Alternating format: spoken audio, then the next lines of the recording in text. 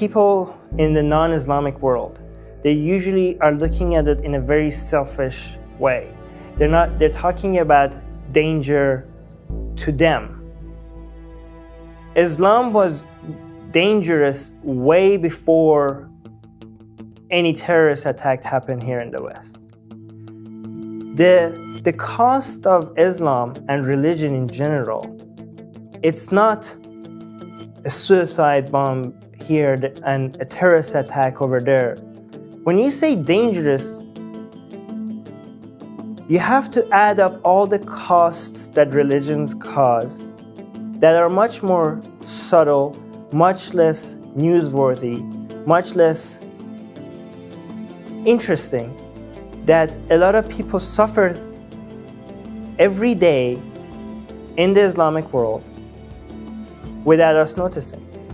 Let's say a Muslim that is dedicating his entire life to Islam or her entire life to Islam, that doesn't hurt a single other human being, that doesn't preach or influence anybody else's life. We think of that person as somebody that is not causing any harm, but he is causing harm to himself.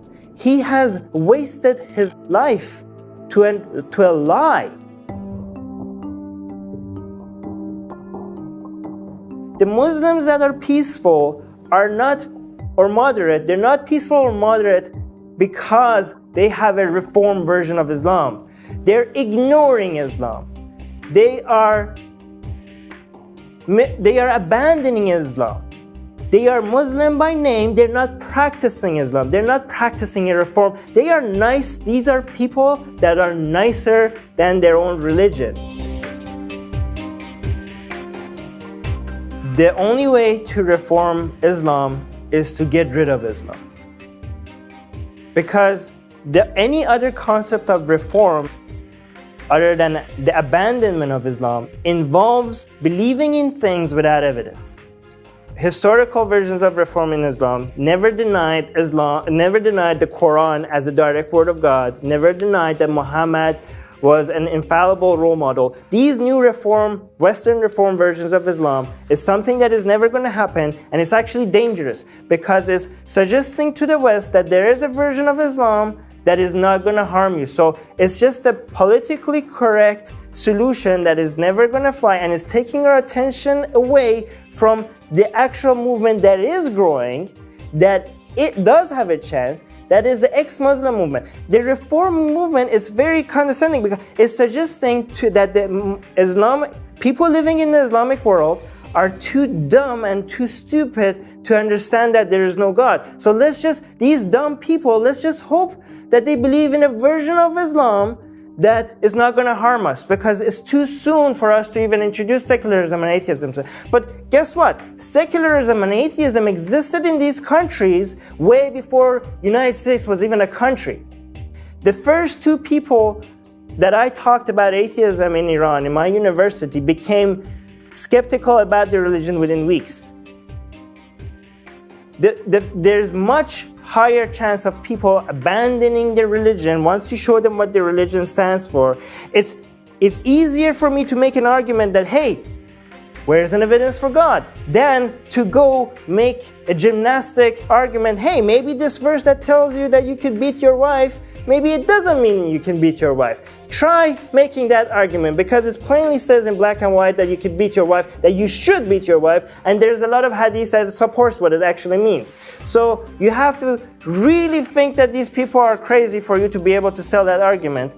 The only reason why they might buy your argument because they're nice people and they're desperate for this verse to mean something else. It's not because your argument for reform makes any sense. The reform movement is treating the Muslim community like children. You're not giving them enough credit that they might actually be reasonable enough to understand that without evidence you can't believe in things. The reform movement is a sugarcoating for the poison pill of Islam. The only solution to fighting any form of delusion is to provide people with critical thinking skills to understand that what is bullshit and what is fact. And that's what we're trying to do with the ex-Muslim movement. It has a lot more hope. It's growing faster. The reform movement is a fringe group. This is why me and Ali and Yasmin and Faisal, we started a podcast called Secular Jihadists from the Middle East, and it's ex-Muslims. And this is why I believe in ex-Muslims of North America, the Council of Ex-Muslims in Britain, and all the other ex-Muslim groups that are out there. And I think this is a battle that we're losing. People think that secularism is winning against Islam, but Islam is growing faster. They have much higher presence on social media. They know what they're doing and they're growing. And this is something that we can't afford to get wrong. So betting on the wrong movement against Islamic fundamentalism is going to cost us dearly. And I'm telling you that ex-Muslim movement is where you have to put the fight against Islam, not the reform movement.